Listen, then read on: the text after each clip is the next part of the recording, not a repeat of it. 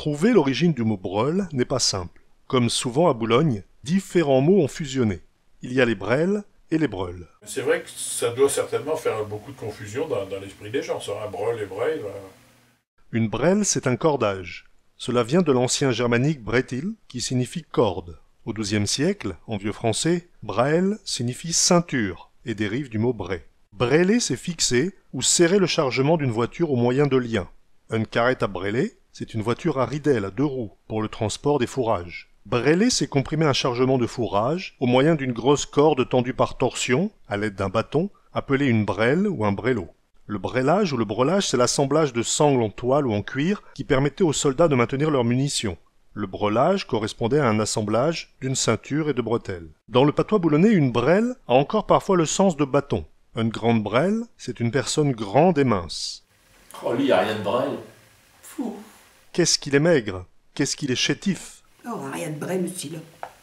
La bérelle ou la brelle, c'est aussi l'ancien nom de la civette, la ciboulette, qui est longue et fine, et qu'on cultive pour en manger les tiges en salade. Une brelle ou une breloque, ça peut être aussi quelque chose sans valeur qui est suspendu. Chez nos cousins belges francophones, les brelles, ce sont des mèches de cheveux raides qui pendent comme des rubans.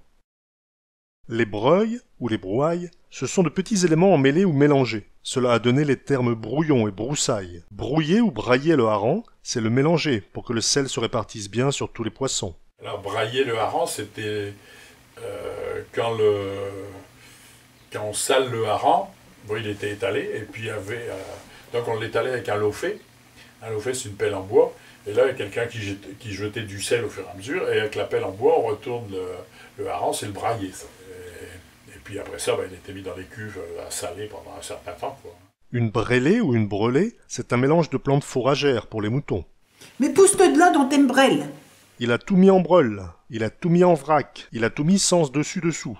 Être en breuil, c'est être en désordre, être emmêlé. Les breuils ou les beuils, ce sont les viscères, les boyaux, qui sont au niveau de la ceinture abdominale et qui semblent être emmêlés. Alors, ce qu'on disait aussi à la campagne, on disait le brun et les loques. Mais dans la marine, on dit toujours les breuils et les loques. On a l'air de dire, on mélange tout, quoi, ce qui était bon et ce qui n'était pas bon. Deux choses qui étaient un peu disparates, on les mélangeait, donc on disait, tu mélanges les breuils et les loques. À Boulogne, les breuils ou les breuls, ce sont les entrailles de poisson. Le couteau utilisé pour efflinguer le pichon et à retirer les breuls, c'est-à-dire pour ouvrir le poisson et en retirer les entrailles, est appelé un caqueret. Le caqueret, ça sert à efflinguer le pichon, à retirer les breuls. Les cacures à breuls étaient les filles vulgaires censées n'être bonnes qu'à vider les poissons à capécure. La cacure, c'est celle qui caque le pichon, qui ouvre en deux le poisson et qui le vide. Cela pourrait venir d'une fusion de mots entre cac et capécure, car c'est dans ce quartier de Boulogne que la majorité du poisson était traité. Cacure était un terme qui désignait les femmes employées dans les magasins de marée et qui, bien malgré elles, sentaient en permanence le poisson et étaient donc parfaitement identifiables. Ah ça, t'es pas y aller. Dans le bûcher de la colonne, les cacures à breuil, on les repère. Hein. Quand tu prends le bûcher de la colonne, tu les repères, les cacures à brel. Hein. De plus, les cacures étaient souvent fortes en gueule et n'hésitaient pas à interpeller les hommes ou à se battre entre elles. Fallait pas les regarder parce qu'elles vous sautaient dessus, mais elles étaient mauvaises. Hein. Oui, en plus, oui. On était tout de suite...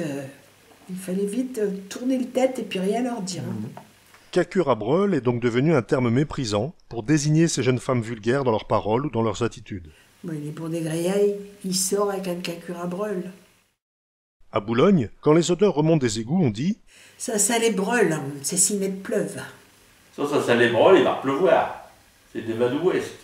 À Capécure, du côté de Châtillon, il y avait l'usine à breuil qui pendant longtemps a dégagé une odeur nauséabonde. Voilà, alors à Boulogne, c'est vrai que le mot breuil, on l'utilise beaucoup à ce moment-là. Nous ici, c'est le cas ici dans la rue, quand ça sent les breuils, c'est sûr qu'il va pleuvoir, parce que le vin il est d'ouest. Donc comme il y a l'usine à breuil, qui est la Copalis, c'est une usine qui fait un tas de produits avec tous les restes des poissons, notamment le collagène et tout ça. C'est une usine qui se targue de vendre des produits aux Chinois. Ce qui est rare, c'est plutôt l'inverse qui se produit. Et là, ils extraient un tas de produits des restes de poissons, notamment pour l'industrie cosmétique. Et, alors c'est bien propre, là-dedans c'est lavé au karcher à chaud et tout ça, c'est propre comme tout. Mais les breuils et puis le poisson, c'est une odeur tellement forte que ça imprègne les murs et tout ça, et ça sent toujours dans ce quartier-là. Là, il y a ça, plus à côté une station de lavage des caisses à poissons, hein, donc fatalement des odeurs du même genre. Et quand ça sent les broyes, ben, c'est parce que le vent est d'ouest. Et en général, quand on a du vent d'ouest, le lendemain ou une heure après, il pleut. Hein. Donc quand ça sent les broyes à Boulogne, mauvais signe, c'est qu'il va pleuvoir. À l'origine, l'usine à broyes, c'était la CTPP. C'était, je ne sais plus comment ça s'appelait, Centre de traitement des produits, des résidus, quoi. Alors la CTPP, c'est une usine qui tournait beaucoup avant, qui tourne toujours, bien sûr. Mais bon, avant, on ne faisait pas nécessairement des filets du poisson comme on fait maintenant. Hein, maintenant, le poisson, il est beaucoup vendu en filet. Donc, fatalement, ben, il reste la tête, les l'arête et puis les boyaux, bien sûr. Quoique les boyaux, souvent, maintenant, le poisson est traité en mer, donc il a déjà été broyé en mer. Mais comment cette CTPP là, fabriquait un tas de produits avec ces restes de poisson avant. Et il y avait le FIOM qu'on appelait, c'était le Fonds d'intervention d'organisation du marché. Quand le cours du poisson baissait de trop, à partir d'un certain prix, il était enlevé de la vente et ça partait à l'usine à poisson, l'usine à broye. Donc du poisson qui était encore de bonne qualité, hein, mais tout ça, ça passait. Alors ils faisaient de la farine de poisson, ils faisaient de l'engrais, ça se mélangeait aussi avec des provannes qu'on appelait, c'est du résidu des sucreries, et on en faisait de l'aliment pour le bétail, tout ça. Et donc tout ça, c'était la CTPP qui traitait tout ça. Et on faisait de l'engrais pour les vignes. Les vignes, c'était un engrais qui était fort recherché à base de poisson. Et ils faisaient aussi une petite partie qui était des produits cosmétiques. Et là maintenant, ben, il y a de moins en moins de broyes elles-mêmes, ni de poissons retirés de la vente. Hein, c'est uniquement, je dirais, les restes qui sont issus du filetage du poisson. Hein, donc tout ça, ben, on extrait un tas de produits pour l'industrie cosmétique, l'industrie pharmaceutique.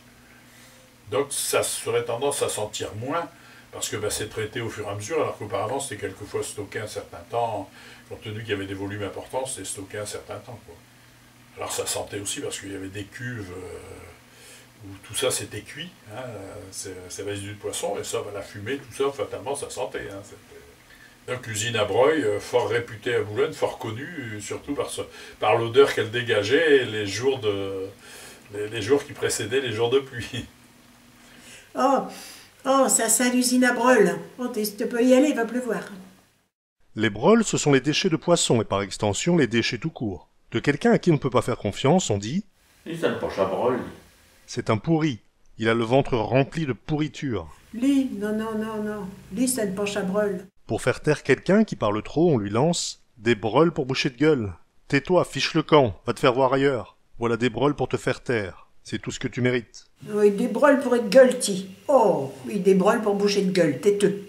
Un maqueux de brôle, c'est une insulte qui désigne le pêcheur boulonnais, censé n'être bon qu'à manger des entrailles de poisson. On peut l'utiliser pour quelqu'un qui parle trop ou bien qui a mauvaise haleine. C'est tout les maquettes de brûle. Têteux aussi, petit maquet de brûle. Les habitants de Samé, ce sont les maqueux de bique, car au 7e siècle, ils ont mangé la biche de Saint-Villemer. Ou bah, remonter de péso, petit maquette de bique. Les habitants d'Èvre et de Longfossé, ce sont les maqueux de Pavaille, les mangeurs de pavés. Et ça va, maquette de pavé, hein. Les habitants de Calais, ce sont les maqueux de Coreil. Alors, remonter de péso, petit maquette de brûle. Oh, ça va, maquette de bique, hein. Maquette de pavé, têteux, hein. Ébreuillir ou ébreuiller les harengs, c'est les vider en retirant les breuils. Moucheter un hareng, c'est l'inciser sans les broyer. Ouais, alors les breuils, bah, c'est les tripes aussi. Hein. Ébroyer, c'est enlever les tripes, étriper. Alors à la campagne, on ne disait pas trop ébroyer, hein. On disait plutôt étriper qu'ébroyer. Par contre, dans la marine, bah oui, ébroyer, c'est un terme qu'on utilise beaucoup. Hein. C'est ouvrir la panse du poisson, hein, pour en retirer les boyaux, retirer tout ce qui est à l'intérieur. Alors tout ça, ça se faisait avant à terre, hein, dans les ateliers de marée. Maintenant, c'est fait en mer. Hein. Le poisson, en majorité, il est vidé en mer et tout ça. Alors, ça fait le bonheur des mouettes, hein. Des mouettes et des goélands, bien sûr. Ce qui fait que le poisson se conserve mieux, parce que c'est vrai que tout ce qui était à l'intérieur du poisson, c'est ça qui avait tendance à le gâter plus rapidement quand même. Hein. Laissez l'arcomèche. Je les broye avec ma gouttière. S'il me refait le même coup tordu, je lui ouvre le ventre. La cacure qui éviscère les poissons, c'est l'ébroyeuse de pichon. On peut ébroyer une morue, la fendre et l'éviscérer. L'ébroyage se passait à bord des chalutiers, aussitôt après la pêche de ces morues. Au Canada francophone, le terme ébroyer signifie éventrer et faire sortir les entrailles. Un taureau qui donne un coup de corne dans le ventre d'un matador, on dit qu'il l'ébroye. D'une fille qui a le ventre à l'air, on peut dire « c'est une fille ébraillée », comme si elle avait le ventre ouvert. Mon guette habillée, elle est complètement ébraillée. Breul est à rapprocher de brel. Une brelle, c'est quelque chose ou quelqu'un de mauvais, de pas doué, de peu de valeur. Ouais, Brel, pour moi, c'était un cheval maigre, pas de bonne qualité. Oh, il coque comme un brel, du rond de Cressel.